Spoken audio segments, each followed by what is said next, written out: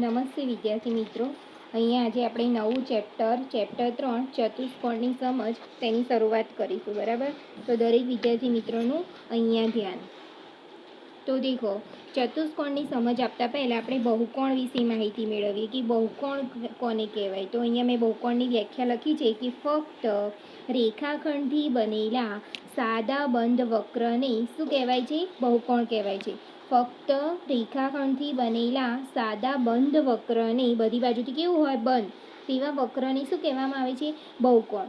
ઉદાહરણ તરીકે ત્રિકોણ, ચતુષ્કોણ, પંચકોણ, ષષ્ટકોણ, સપ્તકોણ અને અષ્ટકોણ, આ બધા કેવા કહેવાય? બહુકોણ કહેવાય છે. અહીંયા બીજું આગળ આપણે જોઈએ કે ચતુષ્કોણની સમજ છે. તો ચતુષ્કોણ કોને કહેવાય? તો મેં અહીંયા લખ્યું છે કે ચાર બાજુઓ અને ચાર ખૂણાથી રચાતી બંધ આકૃતિને શું કહેવામાં આવે છે? ચતુષ્કોણ. તો ચતુષ્કોણમાં ચાર બાજુઓ હોય છે અને ચાર શું હોય છે? ખૂણા હોય છે. આગળ જોઈએ કે ચતુષ્કોણના, જેવી રીતે ત્રિકોણના ત્રણેય ખૂણાના માપનો સરવાળો 180 અંશ થાય, તેવી રીતે ચતુષ્કોણના ચારેય ખૂણાના માપનો સરવાળો 360 અંશ થાય છે.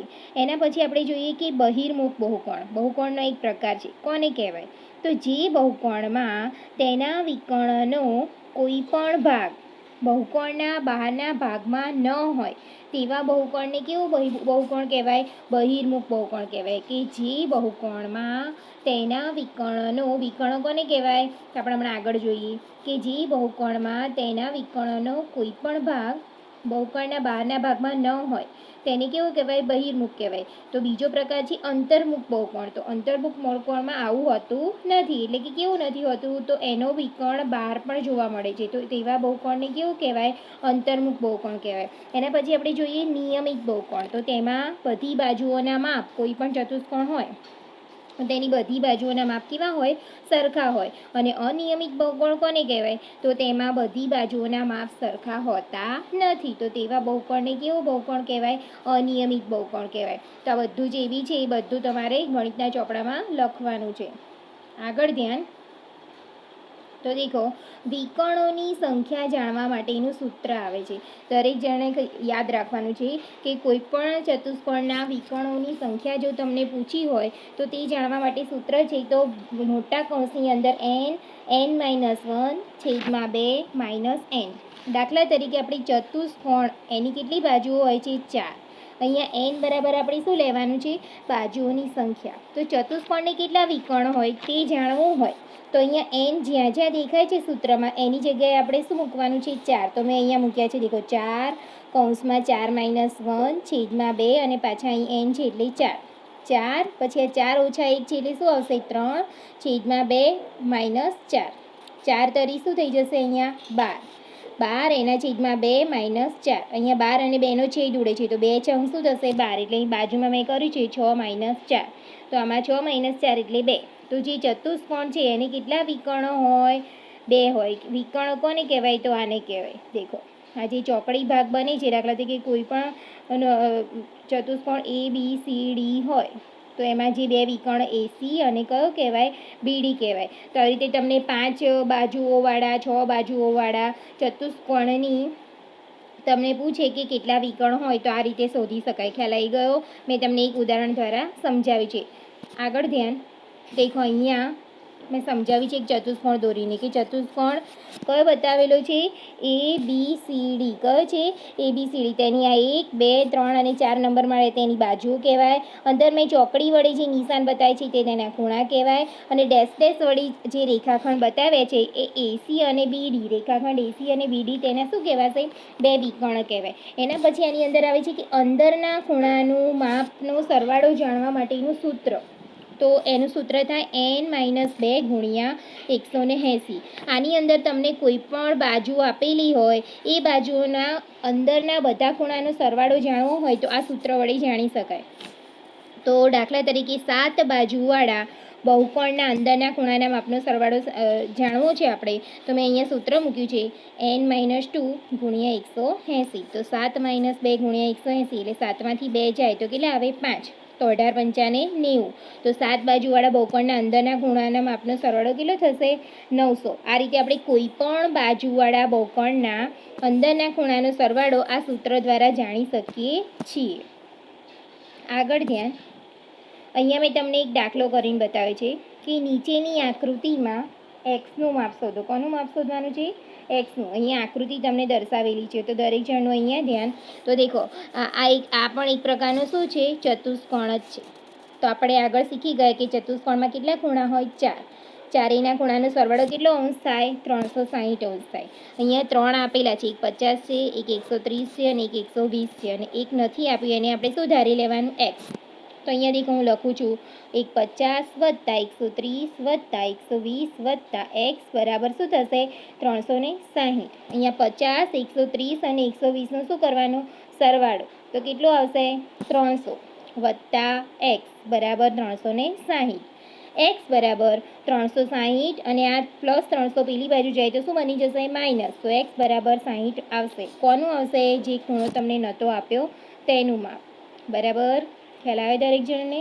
આગળ ધ્યાન કે અહીંયા પણ એક તમને આકૃતિ આપી છે, એમાં પણ એક્સનું માપ શોધવાનું છે.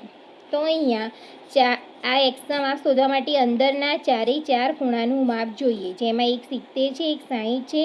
આ એક્સ તો જે શોધવાનું હોય તે છે, પણ આ અહીંયા તમને આપેલું નથી. તો અહીંયા દરેક જણને ધ્યાન રાખવાનું કે આવો જ્યારે લંબ આકાર એટલે કે ઊંધો ટી આકાર બનતો હોય, શું બનતો હોય? ઊંધો ટી આકાર મેં અહીંયા દર્શાવેલો છે. તો એમાં જે 2 ખૂણા હોય એ બંને ખૂણાને રૈખિક જોડના ખૂણા કહેવાય. કેવા ખૂણા કહેવાય? રૈખિક જોડના. તો એક આપ્યું હોય તો બીજાને શેમાંથી બાદ કરવાનું? 180માંથી. તો 120 આવે. તો અહીંયા તમને નિશાની આપી છે કાટખૂણાની. તો આ માપ કેટલું કહેવાશે? 90 અંશ કહેવાશે. કેટલું કહેવાશે? 90 અંશ. તો અંદરનું જાણવા માટે 180માંથી 90ને શું કરી દેવાના? બાદ. તો કેટલું આવશે? 90. તો એક 70, એક 60 અને 90 મળી ગયા 3. એના ઉપરથી આપણે ચોથું જાણી શકીશું.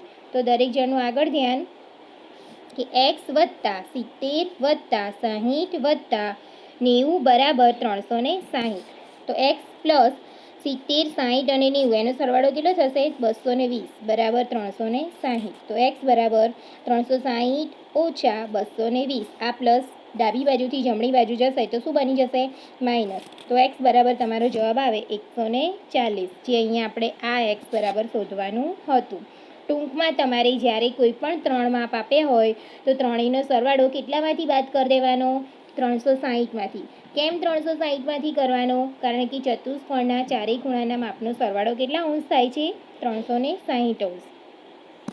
આગળ જોઈએ તો દેખો, અહીંયા પણ તમને એક ચતુષ્કોણ આપેલો છે, પંચકોણ છે. કેમ પંચકોણ? કારણ કે તેમાં કેટલા ખૂણા છે? 1, 2, 3, આ 4 અને આ 5. કેટલા ખૂણા છે? 5 છે. એટલા માટે એને શું કહેવાશે? પંચકોણ.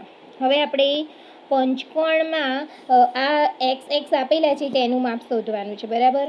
તો એ શોધવા માટે આપણે જે એક 30 આપેલું છે. કેટલું આપેલું છે? 30. બીજા એકેય તમને આપેલા નથી. આ 30 આપેલું છે, આ એક્સ આપેલા છે, પણ આ અહીંયા અંદરના જે 2 ખૂણા જોઈએ તે તમને આપેલા નથી. તે કેવી રીતે શોધાય? તમે આગળ શીખવાડી દીધું રૈખિક જોડ મુજબ. તો દેખો અહીંયા સમજાય છે. 70. તો અંદરનું કેટલું થશે? 180માંથી 70 બાદ કરો તો 70ની બાજુના અંદરનું કેટલું થાય? 110.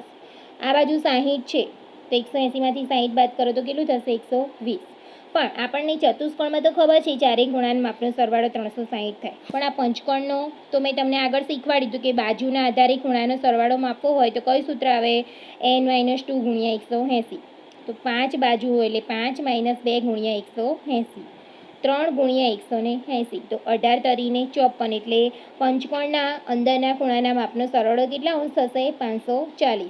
આગળ આ દાખલો જોઈએ તો દેખો, એક હતું 30 તમારું. બરાબર? પછી બંને એક્સ આપેલા હતા, તે એક્સ + એક્સ બરાબર. પછી એક 110 શોધ્યું આપણે અને એક 120 બરાબર શું થશે? 540. એક્સ અને એક્સ એનો સરવાળો શું થશે? 2x થશે. શું થશે? 2x. તો 2x + આ 30 પછી 110 અને 120 એનો સરવાળો કેટલો થશે? 260 બરાબર 540. 2x એમને એમ લખવાના, આ 540 અને આ પ્લસ 260 આમ આવે તો શું બની જશે? માઇનસ. તો 2x બરાબર 280. એક્સ બરાબર 280 ભાગ્યા 2 એટલે કેટલું આવશે 140. ખ્યાલ આવી ગયો દરેક જણને? આ 30 એક્સ કેવી રીતે લખ્યા તે આગળ જોઈ લઈએ આપણે. તો દેખો આ 30 એક હતું, પછી આવ્યું એક્સ, આ એક્સ અને આ બંને આપણે આના આધારે શોધ્યા. એમ કરીને 1 2 3 4 અને 5 એ પાંચેય ખૂણાના સરવાળો બરાબર શું થશે? 540. આ રીતે દાખલો ગણવાનો છે. આખો પેલો આગળનો અને આ બંને ભેગો દાખલો છે.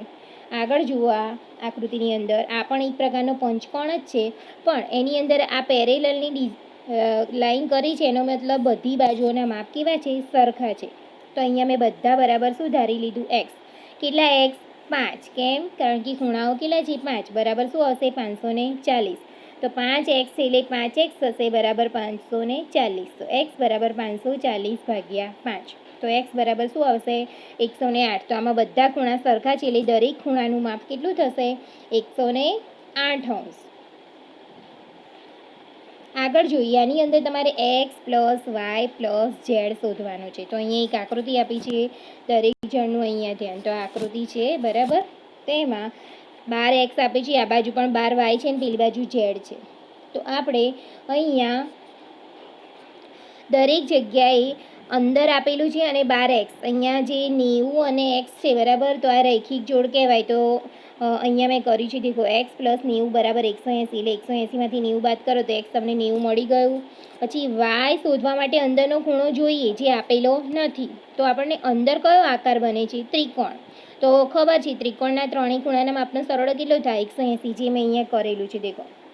તો 90 બરાબર આ રહ્યા. પછી આ 30 અને આ અહીંયા કંઈ નથી આપેલું, મેં એ ધારી લીધો છે. તો એ બરાબર શું થશે? 180 અંશ.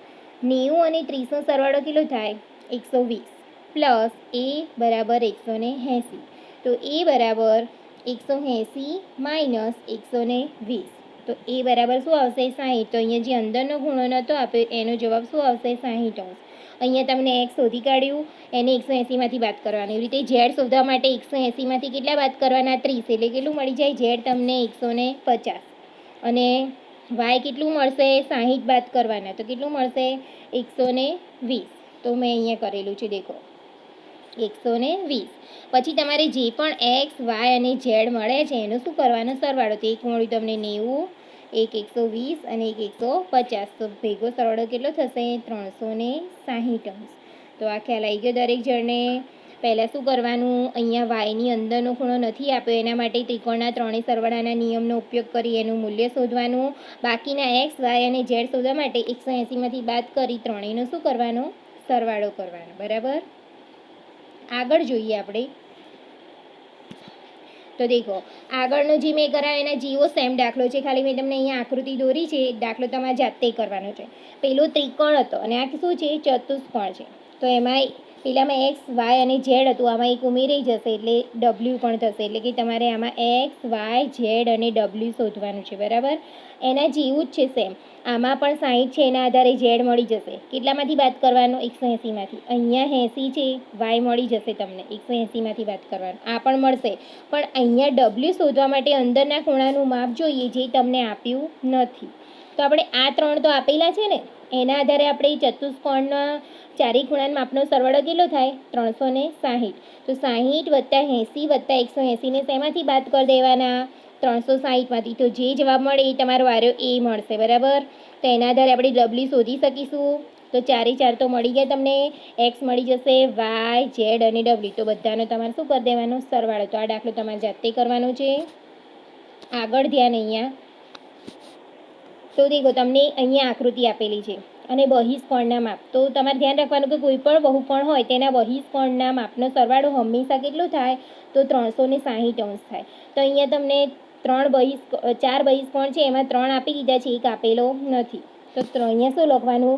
જે નથી આપે એને એક્સ, પછી 90, પછી 50 અને પછી 110 બરાબર શું થશે? 360. એક્સ વત્તા 250 બરાબર શું થશે? 360. તો એક્સ બરાબર 110 અંશ. ખ્યાલ આવી ગયો દરેક જણને? 360માંથી 250 શું કરવાના છે? તમારે બાદ કરવાના. 250 બાદ કરો એટલે જવાબ શું આવશે? 110. જે કોનું મૂલ્ય મળ્યું તમારે? એક્સનું. તો આમાં કેમ આપણે 360 લેવાના? કારણ કે બહિષ્કોણનો સરવાળો કેટલો થાય? 360 અંશ. અહીંયા ઉદાહરણ 2 જુઓ. એક નિયમિત બહુકોણના પ્રત્યેક બહિષ્કોણનું માપ 45 છે. કેટલું છે? 45. તો તેની બાજુઓના માપ શોધવાનું છે. હંમેશા બાજુઓના માપ શોધવું હોય તો 360 ભાગ્યા પ્રત્યેક બહિષ્કોણ. પ્રત્યેકનો મિનિંગ શું થાય કે એક બહિષ્કોણનું માપ આપ્યું છે, તો 360 ભાગ્યા શું કરવાનું? 45. તો તમને મળી જશે 8 બાજુઓ. કેટલી બાજુઓ મળશે? 8. તો યાદ રાખવાનું કે જ્યારે તમને કોઈ પણ એક બહિષ્કોણનું માપ આપ્યું હોય તો 360 ભાગ્યા શું કરી દેવાનું? 45, કે જે બી માપ આપી હોય તે. તો તમને કોની સંખ્યા મળશે? બાજુઓની સંખ્યા મળશે. અહીંયા સ્વાધ્યાય 3.2માં નીચેની આકૃતિમાં તમારે શું શોધવાનું છે? x શોધવાનું છે. શું શોધવાનું છે? x.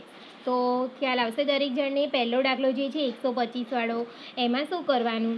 તો આગળ કર્યું એ મુજબ પહેલું ઉદાહરણ ગણાયું ને આપણે, તો આમાં બી બહિષ્કોણ છે, તો ત્રણેય બહિષ્કોણનો સરવાળો કેટલો થાય? 360. તો શું લખવાનું? x વત્તા 125 વત્તા 125 બરાબર શું થશે? 360. શું લખવાનું? x વત્તા 125 વત્તા 125 બરાબર શું લખશો? 360. 125 વત્તા 125 શું થશે? 250. તો 250 શેમાંથી બાદ કરવાના? 360માંથી. તો તમને જે x છે એનું શું મળશે? કિંમત મળી જશે. બરાબર. પછી તમને આમાં પણ શેનું માપ શોધવાનું છે? બહિષ્કોણનું, જે x દેખાય છે તે.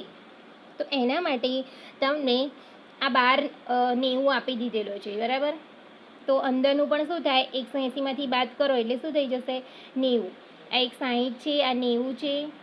અહીંયા ધ્યાન, આ 90 બરાબર, આ તમારું 60. અહીંયા નથી આપી તો આ 90 છે, એના આધારે બહારનું મળી જશે. કેટલામાંથી બાદ કરવાનું? 180માંથી. કેટલું મળશે? 90. અને એક તમારું આપ્યું છે 70. બરાબર. આ બધાનો સરવાળો બરાબર શું કરવાનું? 360. તો x વત્તા એ બધાનો સરવાળો કેટલો થશે? 310 થશે. કેટલો થશે? 310. તો 360માંથી 310 બાદ કરો તો એનો જવાબ તમને મળશે 50. કોનો મળશે? તો આ જે x આપેલો છે એનો, અહીંયા જે તમને x આપેલો છે ને એની કિંમત મળશે. બરાબર. હવે તમારે આ જેટલું બી મેં આ વિડીયોમાં સમજાવ્યું છે બધું તો તમારે લખવાનું જ છે. એની અંદર મેં સ્વાધ્યાય 3.1ના દાખલાનો પણ સમાવેશ કરી દીધો છે. બરાબર. તો 3.1માં તમારે શું લખવાની હું તમને સમજાવી દઉં. હોમવર્કની અંદર તમારે સ્વાધ્યાય 3.1 અને 3.2 ગણિતના ચોપડામાં લખવાનું છે, જેની અંદર ક્વેશ્ચન 2 કરવાનો છે. તો ક્વેશ્ચન 1 કરવાનો નથી. સ્વાધ્યાય 3.1માં ક્વેશ્ચન 1 નથી કરવો.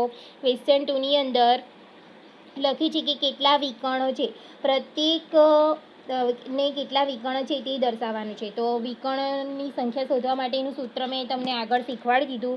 એના આધારે આ ત્રણેયના તમારે શું શોધવાના છે? વિકર્ણોની સંખ્યા. પછી ક્વેશ્ચન 3 નથી કરવાનું. ક્વેશ્ચન 4માં આ કોષ્ટક આપે છે નહીં કરવાનો, પણ પાછળ દેખો 42 પેજ નંબર ઉપર નિમ્નલિખિત સંખ્યા દર્શાવતી બાજુઓ ધરાવતા બહુકોણના ખૂણાના માપનો સરવાળો. તો મેં તમને આગળ બાજુઓના માપના આધારે ખૂણાઓનો સરવાળો શોધવા માટેનું જે સૂત્ર n-2 ગુણ્યા 180 વાળું જે સમજાવ્યું છે, તો આની અંદર બધા જ 7, 8, 10 અને n એનું જે તમારે શોધવાનું છે એ શોધી દેવાનું. બરાબર. પછી 5મો કરવાનું છે કે 3 બાજુઓ હોય, 4 બાજુ હોય અને 6 બાજુ હોય તેવા નિયમિત બહુકોણ. નિયમિત બહુકોણની વ્યાખ્યા મેં તમને સમજાવી કે બધી બાજુઓના માપ સરખા હોય તેને કહેવાય. ખ્યાલ આવી ગયો? તો અહીંયા લખ્યું છે કે 3 બાજુઓ હોય, તો 3 બાજુઓ હોય એવું ક્યારે શક્ય બને નિયમિત બહુકોણમાં? તો તે કેવો હોવો જોઈએ? સમબાજુ હોય. કેવો હોય? સમબાજુ ત્રિકોણ હોય. એના પછી લખ્યું છે કે 4 બાજુ હોય, તો 4 બાજુ હોય તેવો શું હોય? ચોરસ હોય. અને 6 બાજુ હોય તેવો શું હોય? તો ષટકોણ હોય. પણ કેવો હોવો જોઈએ? નિયમિત. નિયમિત કેમ લખવું પડે? કારણ કે તેની બધી બાજુઓના માપ કેવા હોય? સરખા. અને એના પછી ક્વેશ્ચન 6માં જે ક્વેશ્ચન 6 અને 7ના જે 6 દાખલા છે તે બધા મેં તમને આ વિડીયોમાં સમજાવેલા છે, એ લખવાના. એના પછી ઉદાહરણ 1 આવશે જે પેજ નંબર 43 ઉપર છે. એના પછી ઉદાહરણ નંબર 2 અને સ્વાધ્યાય 3.2માં હમણાં મેં તમને આ 2 આકૃતિ સમજાવી તે પહેલો અને બીજો દાખલો ગણવાનો. એના પછી ક્વેશ્ચન 2 નીચે પ્રમાણેની બાજુઓ ધરાવતા નિયમિત બહુકોણમાં બહિષ્કોણનું માપ શોધો. તો બહિષ્કોણનું માપ શોધવા માટે અહીં તમને 9 બાજુ કીધું છે, તો 360 ભાગ્યા શું કરવાનું? 9. એટલે કેટલું બહિષ્કોણનું માપ મળે? 40. એવી રીતે 15 છે તો 360 ભાગ્યા શું કરવાનું? 15. એટલે તમને એ રીતે બહિષ્કોણનું માપ મળશે. ક્વેશ્ચન 3 કરવાનું છે અને ક્વેશ્ચન 4. આટલું તમારે કરવાનું છે સ્વાધ્યાય 3.2ની અંદર. તો હોમવર્કમાં બધાએ શું કરવાનું? સ્વાધ્યાય 3.1 અને 3.2. એ ઉપરાંત આ વિડીયોમાં આગળ તમને જે પણ વિગતો મેં સમજાવી છે બરાબર, તે તમારે શેમાં લખવાની છે? ચોપડામાં. ગણિતના ચોપડાની આ ચેપ્ટરની શરૂઆત કરતાં પહેલાં આ બધું લખવાનું. એના પછી તમારે આમાં જે સમજાવી ગયું છે એ પ્રમાણે લખીને સ્વાધ્યાય 3.1 અને 3.2 લખવાનું છે.